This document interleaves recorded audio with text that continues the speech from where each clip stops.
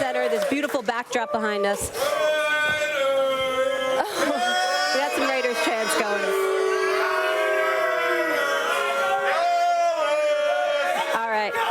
So you guys might assume that the 44-4 Warriors have it all, right? But some think they're missing one big piece, and that would be free agent to be Kevin Durant. A new report in, Adrian Wojnarowski of Yahoo Sports, the Warriors are significant frontrunners to sign KD if he leaves OKC. The report does go on to say Durant isn't close to gone in Oklahoma City. Stephen A., what's your take on this? Well, my take on it is that, once again, Adrian has done an outstanding job. I've known him for years. He does a sensational job of covering the NBA. Let's give him credit where credit is due. He's not a part of ESPN, but I respect my colleagues, and he does an outstanding job. He's right about this because it's something that the Warriors have alluded to. It doesn't change what I reported months ago about KD and how he was talking during the offseason about how if things don't work out in OKC, that LA would be an interesting destination in the post-Kobe era. The problem is that he didn't want to go to a moribund franchise that has surpassed such a pathetic state of affairs that somebody needs to just eradicate the franchise for a year, just to remind us, let us remember what they used to be instead of what they are. But you know, because now, obviously, with the Lakers being as pathetic as they are, the consideration of being a Los Angeles Laker has dissipated dramatically. But originally, it was about the Lakers, him going there first, potentially Russell Westbrook if he decides to leave OKC, going to LA as well. But everybody's looking at KD right now because KD has been signed an extension. He wants to test free agency. He wants to see what his worth is going to be, even though I don't understand why, because he's going to get the max wherever he goes because he deserves it. But he also wants to be a title contender. I know for a fact that the Warriors would like to get him because who wouldn't want to get KD? My question is, how are you going to pull it off? They're committed to $80 million next year, this summer. I mean, you just paid Draymond Green about $82 million. You paid Klay Thompson about $70. You got to pay Steph Curry after next year because he's grossly underpaid. Yep. Now, the new TV money coming in that's going to elevate the salary cap exponentially puts them in a position where they could probably make a few moves, and who knows. But my thinking along, and I alluded to this last night on SportsCenter, Skip, was this, and nobody's brought this up. If you're KD and you decide to go to Golden State because you're desperate for a championship, to me, that's considerably worse than LeBron ever leaving Cleveland to go to South Beach. Here's why. LeBron didn't have much of a team.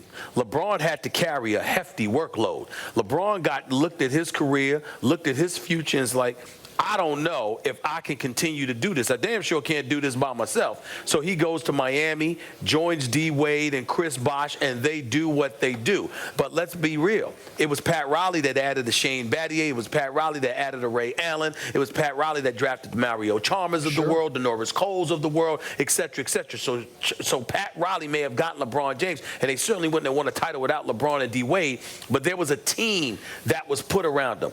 I don't believe Kevin Durant has that excuse. Kevin Durant is in Oklahoma City.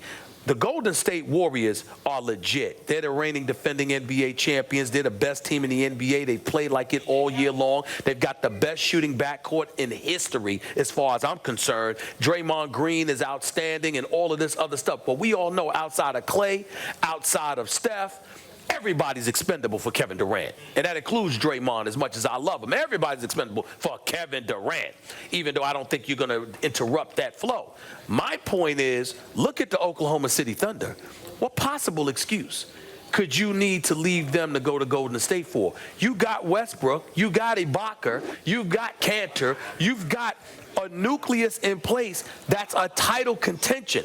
So if you jumped ship to go to Golden State, to me, that looks considerably worse than if LeBron ever leaving Cleveland to go to Miami, because Oklahoma State, from a talent perspective, maybe not coaching, maybe not chemistry and cohesion, but from a true raw talent perspective, are as close to comparable to the Golden State Warriors than anybody in the NBA. So if you're Kevin Durant and you left that to join Golden State, to me, that's worse. Nobody's brought that up.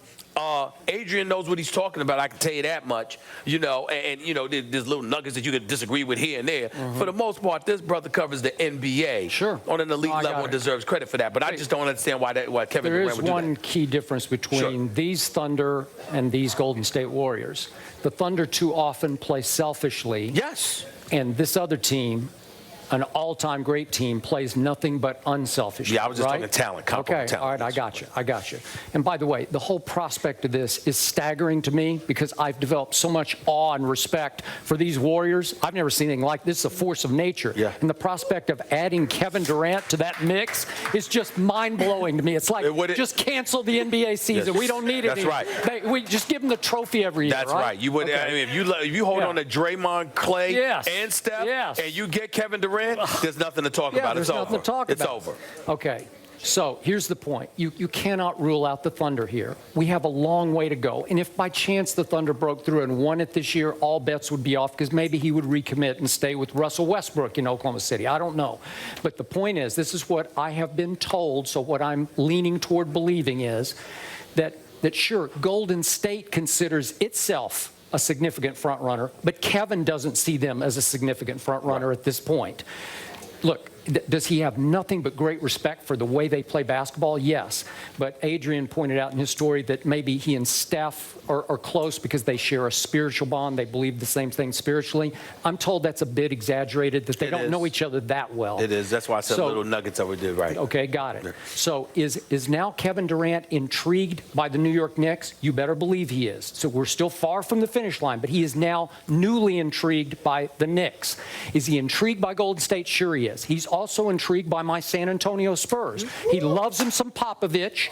He would love to play for Coach Popovich and with, obviously, a Kawhi and a LaMarcus because they've got a future with a Kevin Durant with those two pieces in place. And then, obviously, in the end, he's got a long ways to go where he's not leaning any direction right now. So I don't want to overstate this, but I don't think in his mind that Golden State is a significant front runner. Well, you're right. Golden State definitely has him on their hit list, but that doesn't mean he has them. Like I told you before, at the beginning in the offseason, he was talking about L.A., assuming L.A. was going to be remotely competitive and thinking along the lines that a year later, Russell Westbrook may follow if things don't work out in OKC. Now, if they win the chip in OKC, all bets are off. They'll stay because that's really their thing. You've got Kevin Durant and his people, wanting him in a major market like in L.A., like a New York. They want him to win, of course. He wants to win. That's his priority. And he is his own man. Nobody will make the decision for Kevin Durant. Kevin Durant will do that for himself. Yeah. But the aspirations that others have for him, well, he's invited them to be a part of his inner circle for a reason. And so when you look, it's only a couple of dudes, but they matter. And so when you look at it from that perspective, anything's possible. Washington's on the outside looking in. I don't know what's going to happen. It's a bad situation in Washington. Miami thinks they've got a shot. Who knows what will happen there? So you look at it from that perspective, and we'll see what happens. The highest degree of difficulty, the one that would take the most guts to turn around, would be to go to New York, play in the Big Apple, and try to make the Knicks champions again, as you always say, since when was it? 1970, what was it, 3? Or 1973. Yep. 1973. Durant in the Eastern Conference with Melo and Porzingis would be attractive. But I will tell you this, I don't know this because obviously I have not spoken to Kevin Durant, but let's be clear. From what I'm told, one of the aversions Durant has is being in the same conference as LeBron. I don't understand it. I'm not sure I even believe that because to me it's harder to be in the West. I agree. It's harder to be in the West, but that is what some people have said. In other words, some people are your kryptonite, and LeBron is considered his kryptonite. I don't know why, but that's what has been said. KD averages 30 points per game against the Warriors. It'll be very interesting to see where he lands, and we'll certainly track it every step of the way. Up next, we switch gears back to the NFL. Let's head to the DiGiorno Make the Right Call pick board, where there's someone who knows a